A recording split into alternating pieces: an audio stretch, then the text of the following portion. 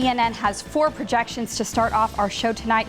The first one being that we can now project that former Vice President Joe Biden has won the North Carolina Democratic primary. Right now we have Joe Biden with 35% of that vote, with 23% of precincts reporting. On the other side of that aisle, that second projection is that President Donald Trump has won the Republican presidential primary. He will go on to win delegates tonight to then become the Republican nominee for president. Our third is a little bit closer to home. Incumbent Governor Roy Cooper has won the Democratic governor's primary to go on and become the Democratic candidate for the North Carolina governor. Like I said, he is currently the governor and will be the incumbent.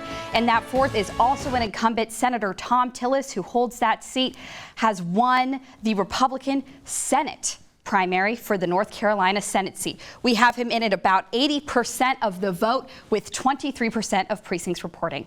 I'm now going to throw it over to our Baylor Rodman, who will be live in studio all night breaking down those 14 states of those presidential primaries. Baylor, what do you know?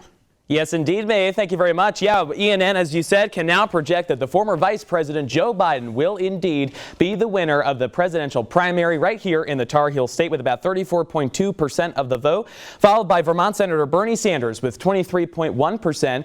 We can also project that Vermont Senator Bernie Sanders will win his home state of Vermont, and we'll bring those numbers to you a little bit later. But just to give you some context, the former 3-term mayor of New York City, Michael Bloomberg, also coming in third here with 16.7%, so meeting that 15% threshold to actually go ahead and receive delegates tonight. So that is big.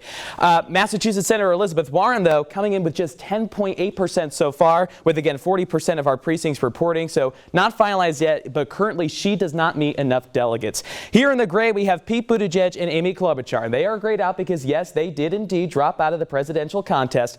However, a lot of people across North Carolina and the other 13 states tonight early voted. And you can see Buttigieg so far coming in with about 7.3% of the vote. So that is pretty major. So clearly taking away some votes, he and Klobuchar, from some of the others. What does that mean?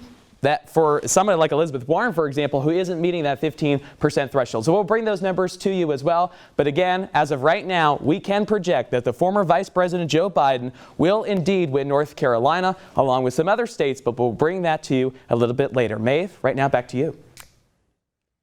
Thanks, Baylor.